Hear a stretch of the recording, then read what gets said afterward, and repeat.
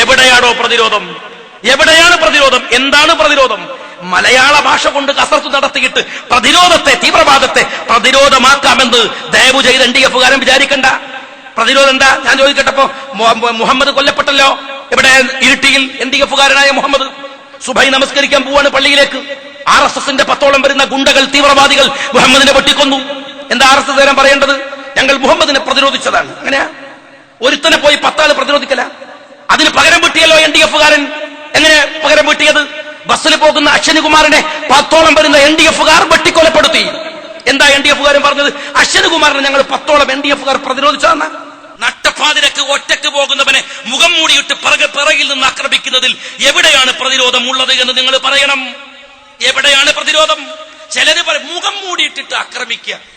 അള്ളാഹുവിന്റെ പ്രവാചകന്റെ ചരിത്രത്തിൽ, താബിങ്ങളുടെ ചരിത്രത്തിൽ മുഖം മൂടിയിട്ട് ഷഹീദാകാൻ പോയാലും മുഖം മൂടിയിട്ടിട്ട് യുദ്ധം നടത്തിയാലും കാണാൻ പറ്റൂല. എന്തിനാണോ നട്ടപ്പാതിരക്ക് ആളെ കൊല്ലാൻ ഒരു സംഘടന കൊട്ടേഷൻ പാട്ടിനെ ഏൽപ്പിച്ചാൽ പോരെ? എറണാകുളത്തുള്ള അവര് ചെയ്തരൂലേ? അതിനെന്തിനാ നിങ്ങൾ ഇങ്ങനെ കരാട്ടയും കൂഫൊക്കെ പഠിച്ച് നിങ്ങൾ റെഡിയായി നിൽക്കേണ്ട കാര്യം? വല്ല കാര്യമുണ്ടോ? അത് ആ സമയമാകുമ്പോ ആരാണ് ഖാദർ സാഹിബിനെ തട്ടണെങ്കിലും അപ്പ ഏൽപ്പിച്ചു കൊടുക്കുക, ഇന്ന തട്ടണെങ്കിൽ അപ്പ ഏൽപ്പിച്ചു കൊടുക്കുക.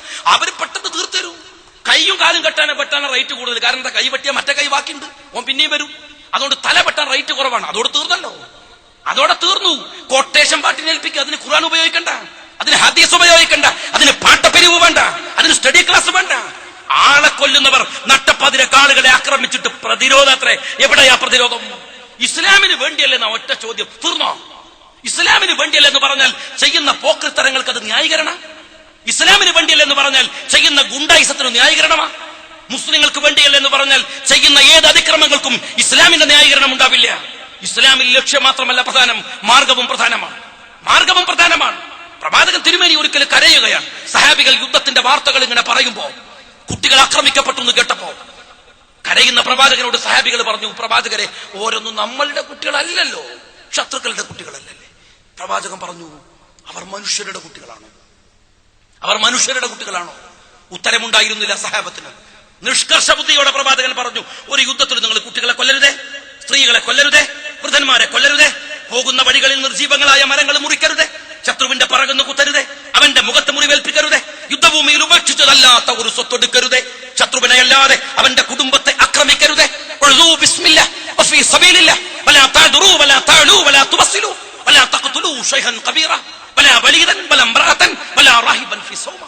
വിശദമായിട്ട് പറഞ്ഞു കൊടുത്തു. അള്ളാഹുവിന്റെ നാമത്തിൽ നീ യുദ്ധത്തിന് പോയിക്കോ. അള്ളാഹുവിന്റെ നാമത്തിൽ അവന്റെ മാർഗത്തിലാകുമ്പോ ചില നിബന്ധനകൾ ഉണ്ടാകും. നിങ്ങളെ മാർഗത്തിലാണെങ്കിൽ ഒരു നിബന്ധനയില്ല. മുഖം മൂടിടാം, പിറകുന്ന് വെട്ടാം, കാല് വെട്ടാം, കൈ വെട്ടാം, കണ്ണു ചൂടാം, ഒക്കെ. അള്ളാഹുവിന്റെ മാർഗത്തിലാണോ? അതിന് കവിയരുത്, വഞ്ചന കാണിക്കരുത്, ചിത്രപഥം ചെയ്യരുത്, കണ്ണു ചൂടുന്ന്, കാല് വെട്ടി, കൈവെട്ടി അരുത്. ശത്രുവിന്റെ കൂട്ടത്തിൽ പ്രായമുള്ളവരുണ്ടാകും, ശത്രുവാണ്, പക്ഷെ കൊല്ലരുത് കേട്ടോ. ശത്രുവിന്റെ കൂട്ടത്തിൽ കുട്ടികൾ ഉണ്ടാകും, ശത്രുവാണ്, പക്ഷെ കൊല്ലരുത് കേട്ടോ. നിഷ്കളങ്കരാണ്. ശത്രുവിന്റെ കൂട്ടത്തിൽ സ്ത്രീകൾ ഉണ്ടാകും, നിങ്ങൾ കൊല്ലരുത് കേട്ടോ. അവർ അബലകളായ സ്ത്രീകളാണ്. മഠങ്ങളിൽ പ്രാർത്ഥിച്ചുകൊണ്ടിരിക്കുന്നവൻ, അവൻ ആ മഠത്തിൽ നിന്നിറങ്ങി വന്ന് നീയുമായി ഒരു യുദ്ധത്തിൽ ഏർപ്പെടുന്നത് വരെ അരുത്, കൊല്ലരുത്. പ്രവാചകൻ എന്താണ് ഒരു യുദ്ധത്തിന് പോകുന്നവൻ? എന്ത് യുദ്ധം? സ്വർഗം വാഗ്ദാനം ചെയ്യപ്പെട്ട യുദ്ധത്തിന് പോകുന്നവരോട് പ്രവാചകൻ പറഞ്ഞു. മുസ്ലിങ്ങളുടെ ഒരു എന്തിനാ നമ്മളൊക്കെ ഈ പണിയൊക്കെ എടുക്കുന്നത്? എത്ര മതസംഘടനകൾ പരസ്പരം തർക്കിച്ചിട്ട് തീരണില്ലല്ലോ. എന്തിനാ തർക്കിക്കുന്നത്? തന്റെ വാദങ്ങളുടെ ക്ലാരിറ്റി എന്തിനു വേണ്ടിയാണ് ഉണ്ടാക്കുന്നത്? എല്ലാവരും പറയുന്നു ഈ വഴിക്കാണ് സ്വർഗത്തിലേക്ക് പോകേണ്ടത്, ആ വഴിക്കാണ് സ്വർഗത്തിലേക്ക് പോകേണ്ടത്. അല്ലേ? സ്വർഗമാണ് ലക്ഷ്യം, സ്വർഗമാണ് ലക്ഷ്യം. പ്രവാചകൻ ആ സ്വർഗത്തിന് ഒരു പേരിട്ടിട്ടുണ്ട്, ദാറുസ്സലാം, സമാധാനത്തിന്റെ വീട്. സമാധാനത്തിന്റെ വീടാത്. ആ വീട്ടിലേക്ക് പോകാൻ ചോരയാ ഒഴുക്കേണ്ടത്. സമാധാനത്തിന്റെ വീട്ടിലേക്ക് പോകാൻ അക്രമമാണ് നടത്തേണ്ടത്. സമാധാനത്തിന്റെ വീട്ടിലേക്ക് പോകാൻ സ്പർദ്ധയാണ് ഉണ്ടാക്കേണ്ടത്. പറയണം നിങ്ങൾ സലാം. അള്ളാഹുവിന് എത്ര സിഫത്തുകളുണ്ട്. ഏതു സിഫത്താ നമ്മൾ പറയാറ്? ഏതാ പറയാറ്? ഖുർആൻ ഓതുമ്പോ 2 വരി ഓതുമ്പോ ചൊല്ലും ബിസ്മില്ലാഹിർ റഹ്മാനിർ റഹീം. വഴിപ്പെട്ടവർക്ക് വഴിപ്പെടാത്തവർക്ക് കരുണ ചെയ്യുന്ന കരുണാമയനായ അള്ളാഹു. വെറുകരുണ, പരമകാരുണ്യവാൻ, മോസ്റ്റ് മേഴ്സിഫുൾ എന്നാണ്. അതിനപ്പുറം കരുണാവാരിതില്ല. ഭൂമിയിൽ അല്ലാഹു കരുണ ചെയ്യുന്നവരെ ആകാശത്ത് ഇങ്ങനെ കാത്തിരിക്കുകയാണ് നിങ്ങൾക്ക് കരുണ ചെയ്യാൻ. പ്രവാചകൻ പറഞ്ഞു, ഇവിടെ കരുണ ചെയ്യാത്തവനോട് അള്ളാഹു അവിടെ കരുണ കാണിക്കുമെന്ന് വിചാരിക്കരുതേ. വ്യക്തമായി പറഞ്ഞു കൊടുത്തു.